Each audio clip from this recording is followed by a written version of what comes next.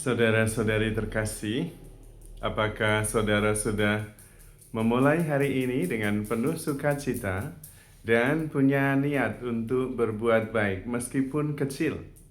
Semoga Tuhan memberkati niat baik saudara. Mari kita hidup sepenuhnya, karena hidup itu luar biasa. Kita seringkali merasa tidak tenang kalau kita duduk saja dan kemudian tidak melakukan apa-apa. Pinginnya terus bergerak, pinginnya terus melakukan sesuatu. Ketika kita minta untuk duduk saja setengah jam, tidak melakukan apa-apa, rasanya sulit sekali. Padahal hanya duduk saja, setengah jam. Rasanya tidak tahan, ingin bergerak. Mengapa begitu? Kita ingin selalu bergerak karena kita tidak bisa duduk dan berhadapan dengan diri sendiri.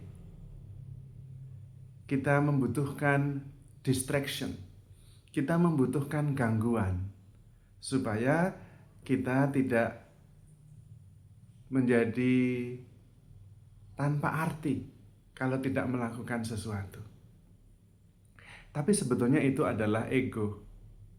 Ego itu tidak bisa bertahan ketika kita diam saja dan tidak melakukan apa-apa.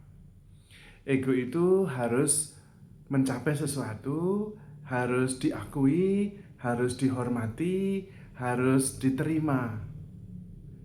Dan kalau diam saja, ego merasa tidak punya arti apa-apa. Nah, itu sebetulnya kenapa kita diam saja itu susah. Maka kita perlu belajar bagaimana kita hidup supaya terampil dalam hidup dan hidup dalam kepenuhannya. Kalau ego tidak bisa diam saja, maka bisa jadi yang kita lakukan itu adalah tindakan-tindakan yang digerakkan oleh ego, yang memang membutuhkan pengakuan, membutuhkan penerimaan dan rasa hormat. Maka perlu kita berlatih untuk duduk diam saja dan menyadari bahwa diam saja itu oke. Tidak melakukan apa-apa itu enggak apa-apa. Pertama, karena memang kita itu enggak bisa melakukan apa-apa. Mengontrol nafas sendiri juga enggak bisa. Kita enggak bisa mengatur nafas sendiri. Seminggu bernafas, seminggu tidak, enggak bisa. Kita tidak bisa mengatur detak jantung kita sendiri. Sehari berdetak, 2 jam tidak berdetak, nggak bisa. Nah, pada waktu hening dan diam itu kemudian sadar bahwa kita tidak bisa apa-apa. Pada waktu itulah ego mulai melemah. Karena kemudian ego mendapatkan data dan bukti bahwa tidak harus melakukan apa-apa itu enggak apa-apa. Dan ego tidak bisa. Pelan-pelan ego kemudian menjadi makin lemah.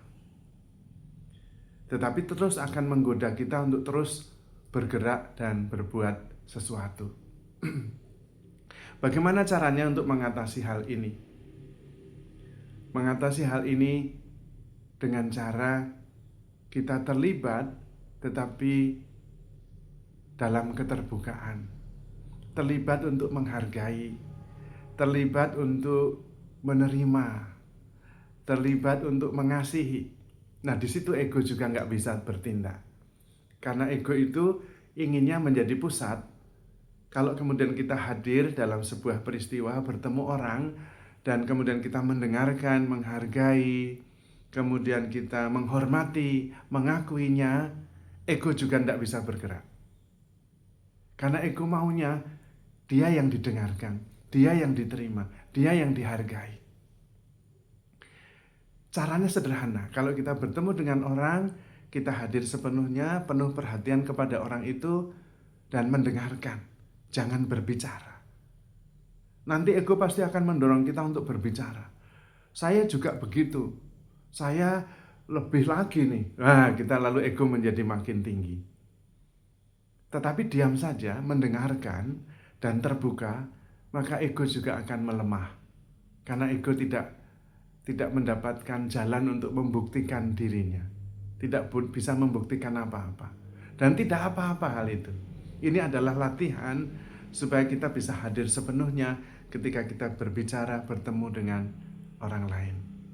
Supaya yang hadir kemudian bukan ego, tetapi kesadaran, keterbukaan, cinta.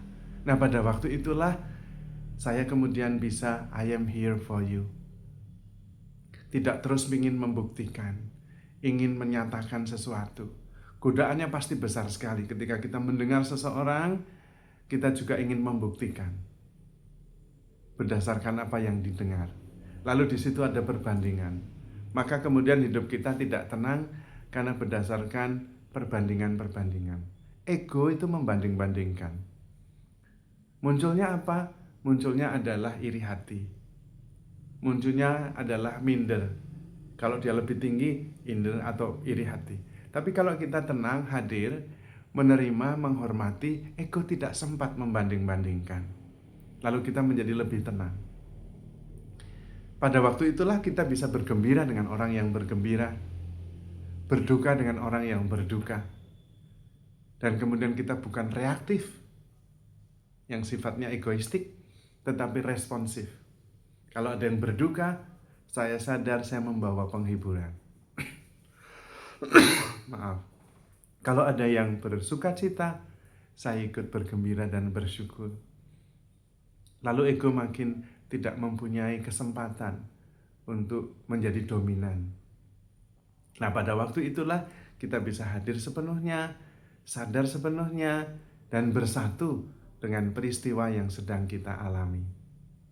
Kita bisa bergembira dengan orang yang bergembira, bersyukur dengan orang yang bersyukur, dan pada waktu itulah kita menghadirkan Tuhan melalui perhatian, kasih, dan kehadiran penuh yang memberi kekuatan, yang mendukung, yang membesarkan hati.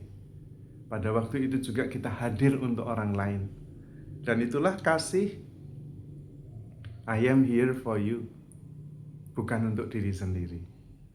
Sebetulnya melalui latihan-latihan menjalani hidup dengan penuh kesadaran, responsif dan tidak reaktif, memusatkan hidup pada orang lain ketika kita hadir dengan mendengarkan dan tidak mengatakan apa-apa, tetapi memberi dukungan, kita melemahkan ego dan menghadirkan cinta. Karena lawan cinta bukan kebencian, tetapi egoisme. Yang egois tidak bisa mencintai. Maka mari kita berlatih pelan-pelan untuk menyadari bahwa kita tidak bisa apa-apa. Kita bisanya hadir saja, terbuka, menerima segala sesuatu, dan disitulah kemudian kita membawa kehadiran Tuhan sendiri yang memang sudah ada di dalam diri kita, yang seringkali tertutup oleh dorongan egoisme untuk membuktikan kehebatan kita supaya diakui dan dihargai. Dengan cara itu kita bisa hadir untuk orang lain, kita bisa mendukung orang lain, kita bisa berbuat baik. Dan anehnya, ketika kita membuat orang lain baik, kita menjadi baik. Ketika kita membuat orang lain bahagia, kita bahagia. Dan kebahagiaan itu mengalir dari dalam, karena kita mengerti kita sudah mengalahkan egoisme yang seringkali membelenggu kita, membuat kita tidak bisa bebas, karena ego selalu menaruh harapan yang palsu pada penghargaan, pada rasa hormat yang datang dari luar. Sementara ketika kita hadir dengan keterbukaan, dengan rasa cinta dan rasa hormat yang mengalir dari dalam, justru kebahagiaan, sukacita, rasa syukur, dan rasa hormat muncul dari dalam. Kita makin mengenal diri, makin menghargai diri sendiri, dan makin mencintai diri sendiri tanpa batas. Sehingga kita kemudian menjadi cinta itu sendiri. Sebagaimana dahulu kita diciptakan, kita adalah kasih, dan selama-lamanya adalah kasih. Saudara-saudari terkasih, handle yourself with care because you are love. Tuhan memberkati.